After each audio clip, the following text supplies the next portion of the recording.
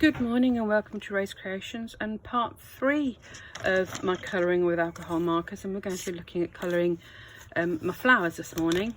Now, as I said, you need to let it dry so you know what your colours are going to be, but here you can see how the hair has dried and her face. So we're going to start with colouring the flowers. Again, I'm going to be going in circles predominantly because it's just going to be easier to cover the areas, and I'm going to start off with my palest colour again because it just gives me a bit of time to work and I can lay more colour down quite quickly. So I'm going with this really pale pink at the moment, and this one is actually called, oh, I can't read that this morning. I think it says Pink Mittens. Yes, it does. There we go. All right, and I'm just going to colour a few petals, and then I'm going to show you how I put some shade and shape into them when I've got a few of the different shaped ones done, so you can see how we keep the shape and this design rather than just leaving them to go pale pink.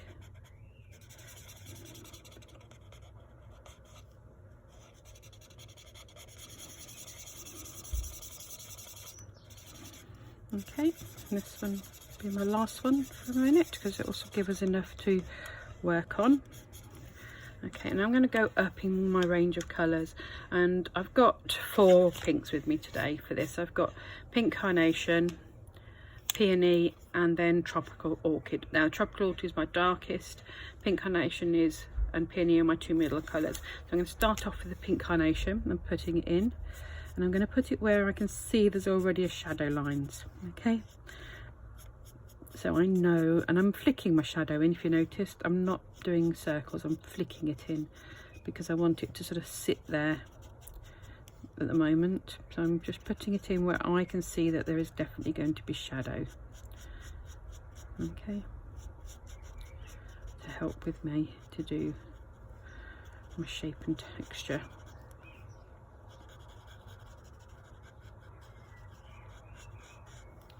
Now, one of the things I will be able to say, although you can't naturally see that there are shadow lines on all of this, wherever another petal is laying over the top of one before it, there will be a shadow line. Okay, so this will help you to work out what's going where. Now is my next colour, which is a little bit darker again, and I'm going to do less of this one again because I don't gradually do less and less of them just to help. If it's a very small area, rather than trying to put a lot in, just dot it into that area. So it just gives you a little bit where you might think you might need it, but it doesn't put too much pressure on if you're trying to get lots in. Okay, so if you've got a little thin area, just dot it there rather than trying to be. Now I'm just going to put my darkest in. Now my darkest isn't going to go on all the petals. These ones at the top here do not need it, but the ones here where it's got obviously quite a bit of shadow in it, I'm just going to put my dark colour in just to help really show that there is a depth of tone there. Okay, so we'll do that one. Right, now I'm going to go back in again with my lightest colour, and I'm going to be going over the colours I've just done to blend them in. Okay, I'm blending them in so that I get that real nice gentle tone in what I'm doing, giving me a nice even finish but a sense of depth, which is what I'm after.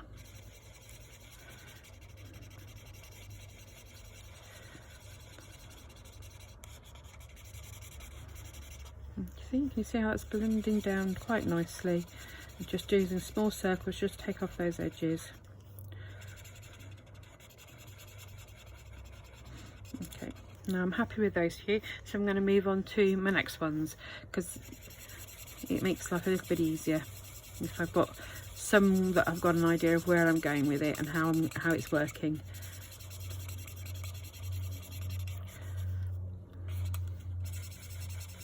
So I'm just putting my lightest down again.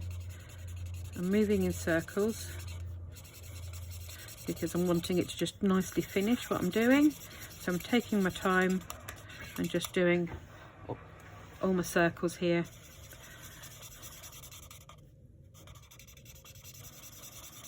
To get this to do. At this point you can now see the difference that having a little bit of the darkness and the tone and the changing of the blending of the colours gives to the flower, because you can see half of it in flat colour to give you that sort of type and texture. Now, one of the things I will say to you is, when you're learning, don't use red. Red is a very difficult pigment to get right, a very difficult colour. It doesn't move particularly well when you're trying to get it to move to do blending. It will stain your paper if you go out of your lines. So until you've got to the point where you are really confident in what you are doing, I would avoid reds rather, like the plague, because they really are not your friend. They're not, I have to say, even now, when I've been colouring for quite some time, if I can, I will do the red first, because I don't want to have done all my picture and then watch it get ruined right at the end because a bit of red didn't go where I wanted it. So I tend to do it all a little bit more sort of gentle and take my time over it to do it first, because if it's the easiest colour to go wrong with. And that, the lighter the colour, the easier it is to blend it from one to another. Try not to put too much of the same colour in all the time. And if you're buying your pens new, tend to buy them sort of 1 or 2 at a time, but in a family. So buy 3 that match. Don't go off and buy, oh, this, I like this pink but I like that blue, because they're not going to work how you want them to. So sort of stick with the colours that you really like and get yourself a light, a medium and a dark in each of those 3 colours. Now that doesn't mean the lightest and the darkest in that range. It means sort of a couple that are fairly similar. So you want to go for the one that is a colour brighter than the one before, if that makes sense. So if you were buying illustrators, which are numbered, so say we were going with the GBs, which are golden yellowy brown colours, if you bought GB1, I would then buy GB3 and GB5, because that would help you know which ones you're going to be colouring and when and how they're going to look.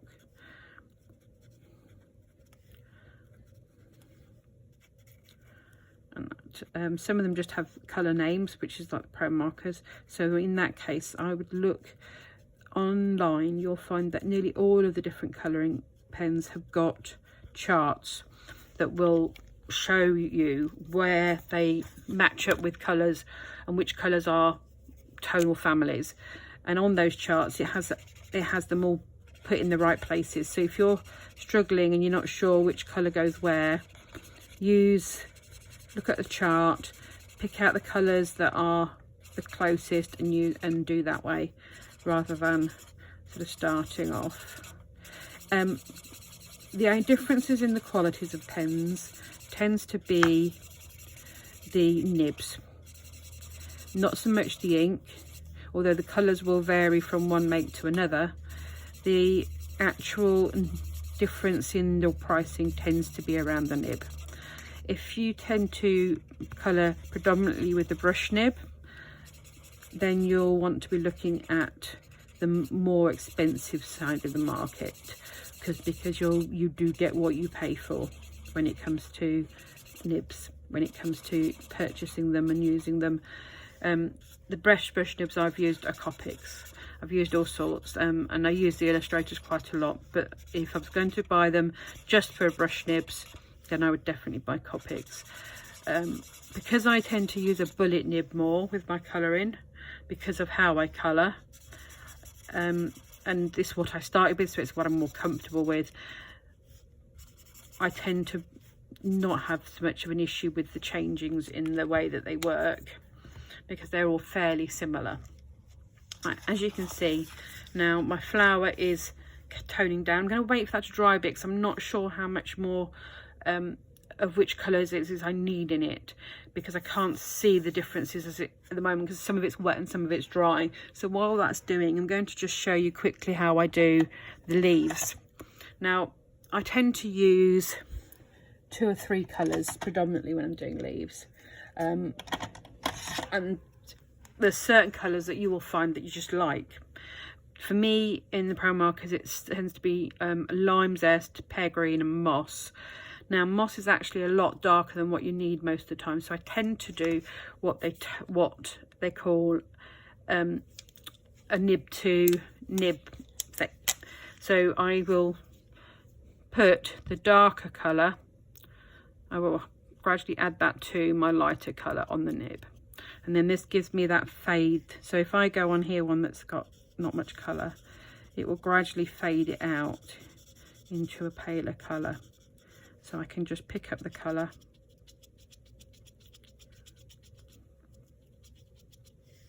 and add it in, and as you can see, it will gradually add what I need where I want it, without me going and adding too much of the colour that I don't necessarily want in there.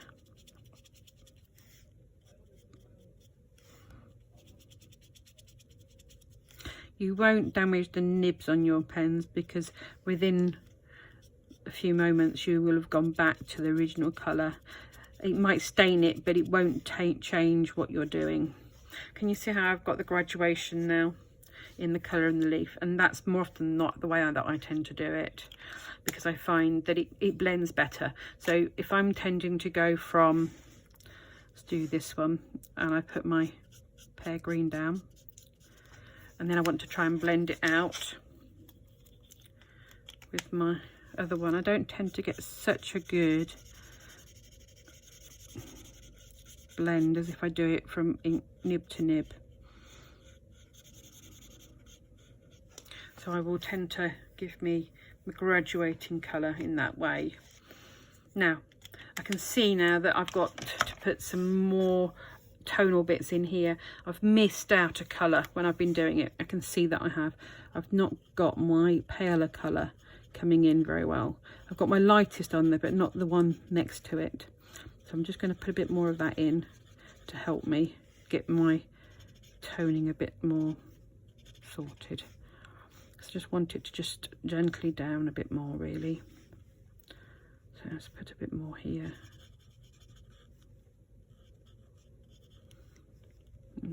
What's a minute? And in there. Right. I'm going to go back in again with my lightest, and I'm going to go over all of the petals now, because the way you tend, if you're not careful, you can develop a sort of tide mark. It will dry out after time, but it's just easier to see it if you are taking your time.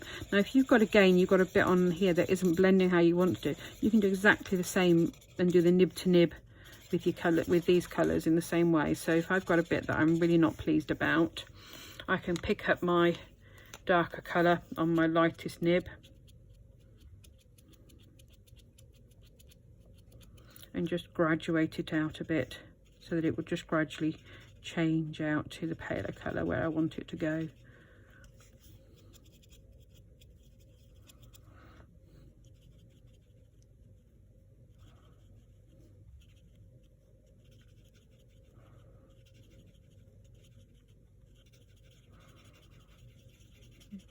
As you can see, that's took that out all the way to the end now.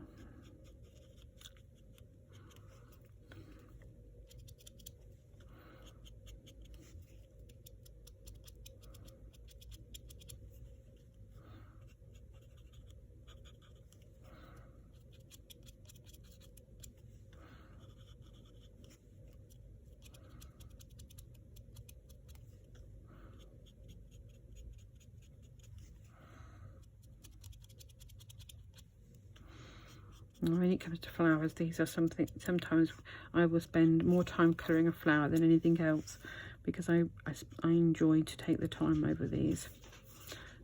And as you can see, it just gives you, oh, I've just had a visit from the dog. Can you hear his claws on the floor? Bless him. It's because it's a bit warm today, so he's gone back into the studio rather than being outside where it was too hot for him, I should think. And they're all busy, so he's hanging around, but that's fine. It's nice to have a bit of company, isn't it? There we go, and that will do. So that is how I work my flowers, and I'll do one more leaf before I go, so you can have another look at how I do my leaves again, just to help you to see through. And I'm just going to put a dark bit there because I want that to be a little bit more.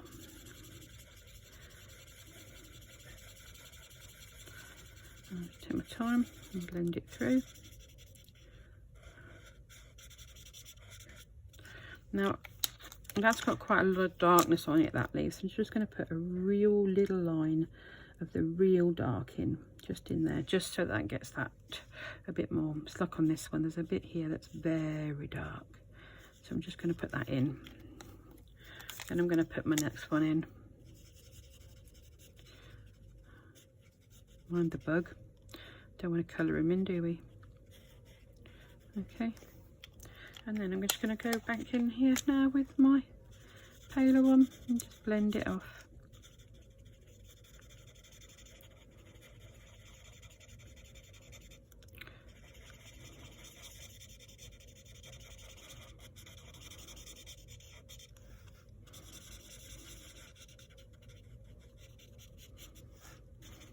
And there you go. I hope that you like that, and I hope it's helped. And look forward to seeing you again. Take care. Bye bye.